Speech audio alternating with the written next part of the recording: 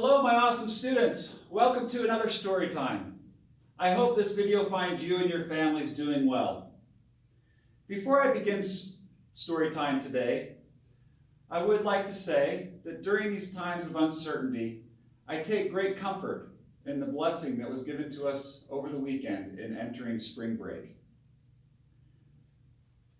I hope that these videos can provide you with a little bit of normalcy, comfort, and fun for you and your families. This story time is actually 3 story times in one. I hope you enjoy.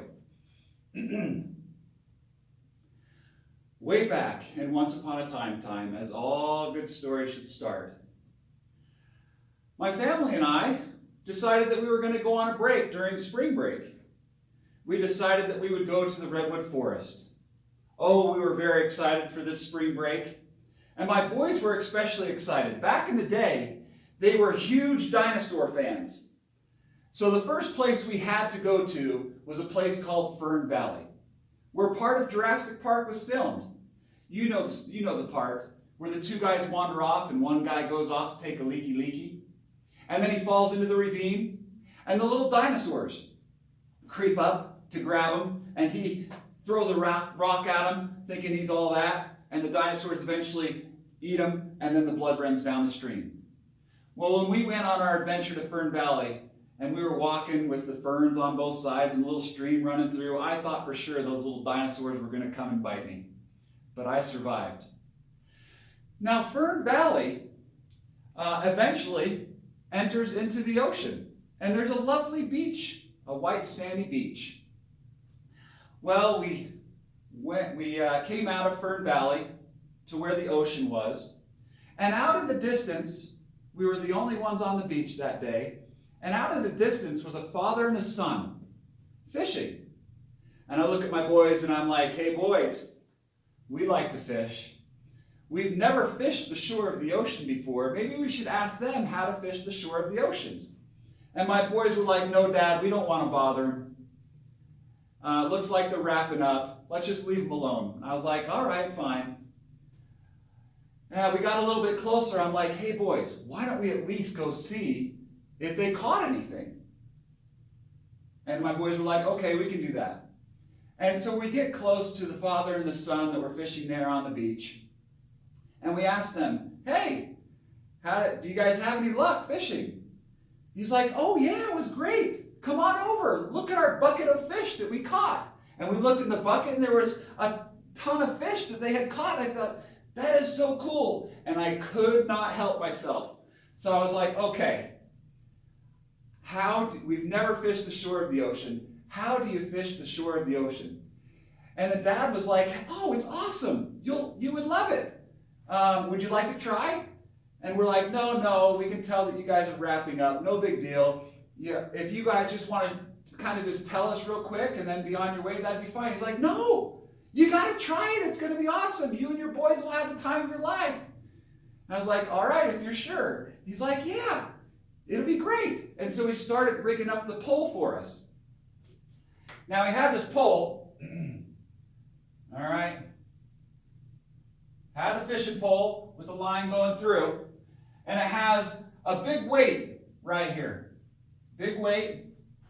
And it had a leader line here with a hook coming, and another hook here. And he said, 2 chances are better than 1. And I'm like, genius, that is great. So he said, what you got to do is you got to get your feet in the water. And when the waves come in and the tide goes out, you stick your hands in the sand and you pull out the sand. And he says, you're going to feel little creatures. They're called sand crabs. And he says, what you do is you pick out a couple of juicy little sand crabs and you put them on the hooks. And so we did. We grabbed those juicy little sand crabs. Little juicy sand crabs. He's a happy crab right now, but they won't be. All right? And then he says, what you do is you go out and you wade until the water is a little too uncomfortable, and you give the pole a little heave-ho. And so I did so. I took the pole out, I went to where the water was barely comfortable, and I gave that pole a heave-ho, and I looked back, and the Father and the Son were walking the way. And I was like, hey, what about your stuff? And he says, don't worry about it, have the time of your lives. And they walked off. They must have left us with like $100 of gear. They gave us extra supplies. They gave us a knife to fillet the fish. They said you could take and get some driftwood and cook them right there on the beach. And we had the time of our lives. We were catching fish. It was awesome. It was so much fun. I will never forget what that guy did for our family that day. You've probably heard the expression paying it forward. Well, that guy paid it forward to us that day. In fact, here is the very fishing pole that he gave us. I had to keep it for my classroom. There's the weight, the big weight, and the 2-liter lines. I did take the hooks off. But that is the very fishing pole that he gave us. And it was such a wonderful time. So that's story number 1. Story numero 2. Well, we went to a quaint little town, and in this town they had a lighthouse that you could tour. And so we were pretty excited to go and check out a lighthouse. We had never done that before, and so we went to the lighthouse there, the parking lot, and we walked out towards the lighthouse, which was on kind of a little island that you had to kind of walk out to. Now, as we were walking, it's a tourist town, and so people were walking to go to the lighthouse, and I noticed off to the side, there was this guy there, and he was painting rocks. And I thought, well, that's interesting. He's painting these rocks. No one was really paying attention to him. And I felt a little bad for him that no one was paying attention to him. And I didn't think too much of it, but we went on the tour, and it was awesome. Going up into the little crawl space and looking at how the light reflects, and it's pretty awesome. Well, after our tour of the lighthouse, we came back, and still, no one was giving this guy any attention. Now, I could see why. He was an interesting fellow. I could tell that he was a little special. And I thought to myself, well, I'm special. So maybe I should go and pay this rock painter a little visit. Now, his rock paintings were not correct in any way, shape, or form. But I could tell that he put his heart and soul into these rocks. So I went up to the rock painter and asked him how's he doing and why he paints the rocks, and found out his name. His name was Bob the rock painter. Well, Bob and I started having conversations. So I'm like, Bob, why do you paint these rocks? And he says, I walk and the rocks speak to me. And I'm like, dude, Bob, you and I are kindred spirits. I go on walks and the wood speaks to me. So we're like kindred spirits. Well, I became good friends with Bob the rock painter. Excuse me. And so anyway, sorry, I should have sneezed the right way. All right.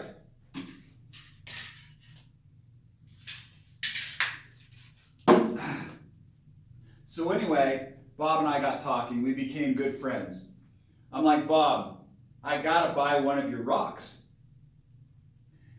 And he had a bunch of little rocks on the table. Some medium-sized ones, some small, some large. I'm like, Bob, I want your best rock. I gotta have your best rock. And Bob reaches under the table and he pulls out what was by far, I could tell that this was Bob's prize rock. This was, out of all the rocks, this one was the most correct, even though it's not correct in any way, shape, or form. Here's the very rock. I said, Bob, I want to buy your prize rock. I remembered yesterday that someone paid it forward to our family, and I thought, I'm going to pay it forward to Bob today and buy his prize rock. This is the most expensive rock that I have purchased, except for the rock that's on my wife's hand. However, that's cubic zirconia. Don't tell her that. So this technically actually is the most expensive rock that I have purchased.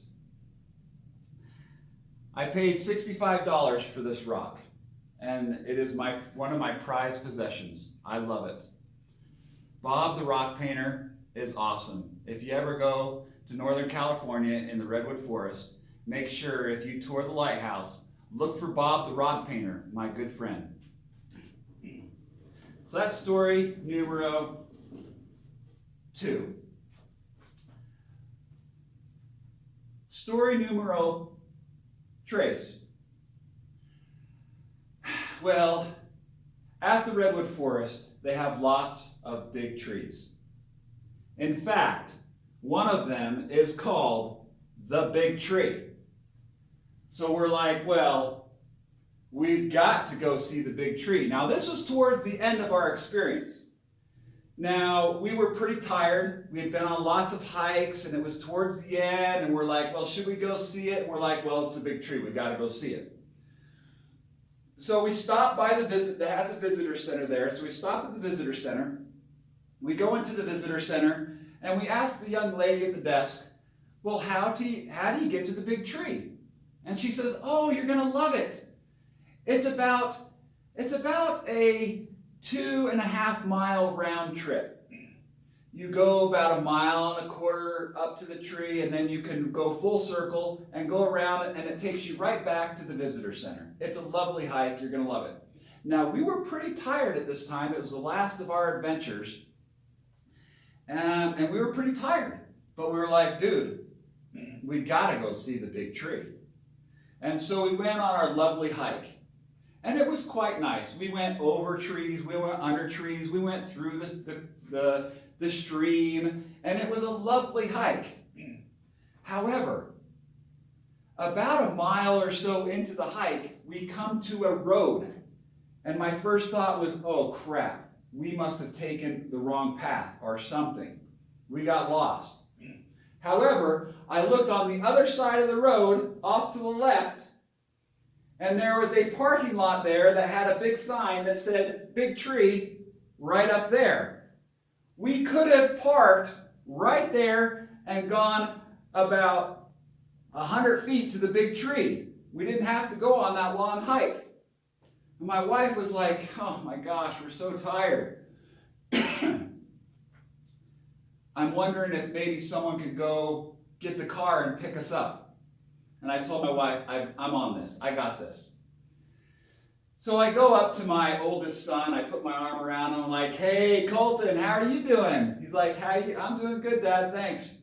Like, hey, I just noticed that you have not been on a run lately, and you're probably going to die if we go back and you haven't been on a run. I'm thinking maybe you should go on a run back to the car and drive it back up and pick us up so that we can be on our way. And my oldest son was like, Dad, I'm on vacation. I'm not running. I'm like, fine. All right. I got another son who just barely got his learner's permit. I was going to give him the deal of his life. So I go up to my second oldest son. I put my arm around him like, hey, Carson, how you doing? He takes out his headphones like, yeah, what, Dad? Because that's what Carson does. It's like, what, Dad? It's like, you like to drive, don't you? Yeah, Dad, of course I love to drive. I got a deal for you. I'm going to let you drive the car all by yourself. All you got to do is go on a run down the path back to the car, bring it, pick us up so we can be on our way. How does that sound? It's like, Dad, I am not going on a run. That's not happening. So I threw my hands in the air. I'm like, okay, fine. So what you two are telling me is your old man is going to run back to the car and drive up here to pick everyone up. That would be great, Dad. Thanks. Whatever. All right. So we went up to the big tree. They have a lovely sitting area there for all the people that go to the big tree to look at it. And there's benches there, and you can admire the big tree, and it's great. Well, I start lacing up my shoes, getting ready for my run back to the car so that I can pick up my family and we can be on our way since everyone's tired. So I'm lacing up my shoes, doing a little old man stretching, getting ready for my little jaunt. And so I started my little jaunt down the path back to the car. Now, I wasn't very far into it. I wasn't very far. And there was this tree that had fallen down. They had to cut a slit in the path. Now, this tree on the ground was taller than I was, and I was admiring the huge root that was there and how huge this tree was. Sorry. This story kind of brings emotion in me, and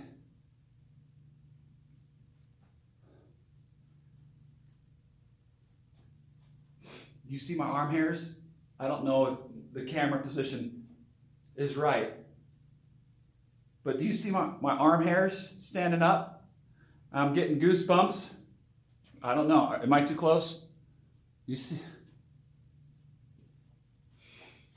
So I look, admiring this tree, and about 25 feet on top of this log was a huge furry creature that had red beady eyes that stared into my soul. My blood ran cold. And I did a double take, and we're looking at each other. Bigfoot was on top of this log. Now, Bigfoot Peter Pan's off this log. If I had jumped off a log like this, I would have broke both my legs. But he Peter Pan's off this thing like it's no thing, and he's running down, and I ran the other way. I was booking it. I was out of there. I thought I was a dead man. Now, I have never ran a 5-minute mile, but I swear I did that day. I booked it down to the car. Now, I was fearing for my family's life, because that's the direction he was heading. So I ran, got into the minivan power. It's a thing, people. I screaming out of that parking lot, just cruising, excuse me, cruising out of that parking lot. Now, it was like a Matrix moment. I am screaming into the parking lot, and I'm like sliding into the slot, slam it into park, jump out of the car, run up to where my family was waiting for me at the big tree. And there were quite a few people there because it's a tourist attraction and everyone wants to see the big tree. And by this time, I am gassed, like I have had it. And I get up to the big tree and I'm like, oh, oh, oh, oh. And my family comes around me, they're worried about me. Dad, what's wrong? What's wrong? I'm like, what's it? Woo, we gotta, woo, Dad, are you okay? I'm like, Bigfoot! Bigfoot's coming this way. We gotta get out of here.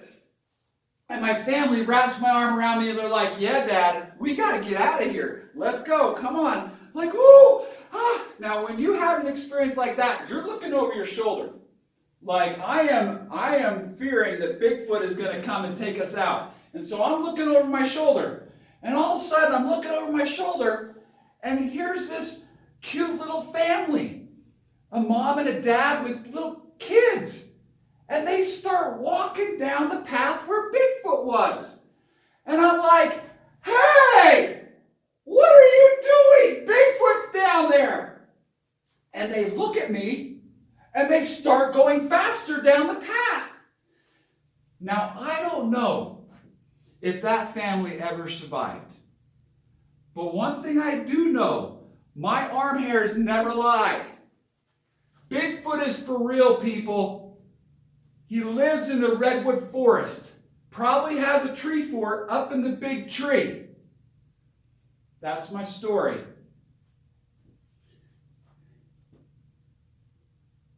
I bet that you would like to see what Bigfoot looked like. I would like to show you what a Bigfoot looks like.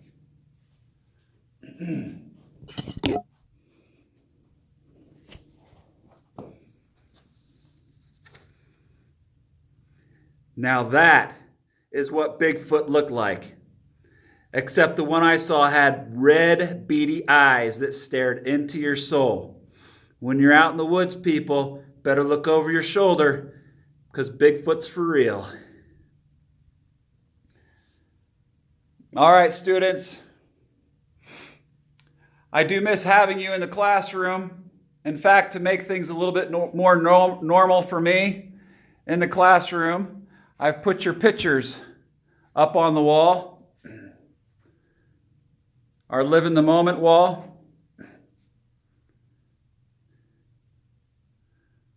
Hope you guys are doing well. Hope to see you back in the classroom soon.